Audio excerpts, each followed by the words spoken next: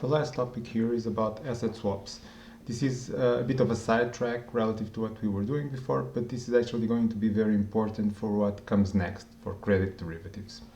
Okay, so a credit swap is actually a package of two things. When we buy an asset swap, we are actually buying two things at the same time. One thing is a corporate bond, and the other thing is an interest rate swap. So it works like this, like in the scheme you have here. So suppose bank ABC buys an asset swap from another bank, from XYZ. So what we get at the same time is two trades. One is the bond. We buy a bond, so it's a bond C that pays a fixed coupon C. At the same time, we enter into an interest rate swap, whereby we deliver the fixed coupon to the initial bank, and in return we receive LIBOR plus a spread that is the asset swap spread. Okay. How do we determine that spread, or the price of the asset swap, the S?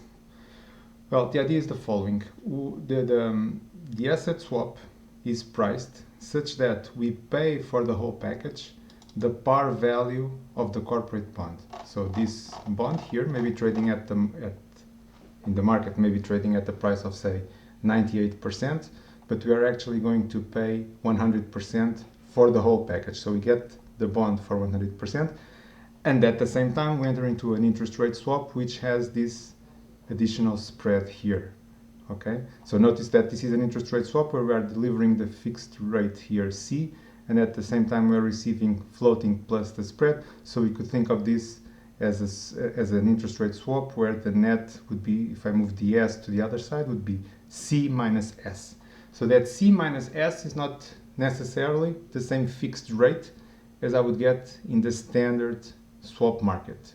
So the idea is that we're going to price the whole package such that whatever I gain or losing by buying bond C at face value is exactly compensated by what I gain or lose by entering into an interest rate swap, which is not at the same fixed rate as I could get in the actual swap market.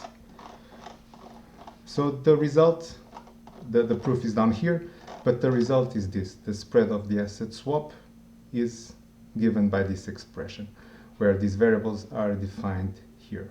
Okay? So it's easier to do this with an example. So suppose I have a bond, a 3-year bond with 10% annual coupons trading at this market price, and then I look at the swap market, and these are the zero coupon rates implied in the swap quotes. Okay, 5, 6, 7%, exactly like the previous example we did before. All right, so let's compute the asset swap spread on this bond. Let me pull up the more detailed notes. Here you have it. So this is the bond. These are the swap rates. So to find the asset swap spread, what I need to do is to find the V, which is the value of the cash flows of the bond discounted at the swap rates. Then I need to compute the A, which is the value of an annuity 111, again at the same swap rates, this number here. And then the asset swap spread is given by this relation where that's the V, the A, and P is the market price of the bond that I can observe, the actual market price. So this turns out to be an asset swap spread of 2.14%. Okay. So going back to the handouts, if you actually read here the details, you can see that what you are gaining on one side is exactly equal to what you are losing on the other side, so the net effect is zero. All right, that's it.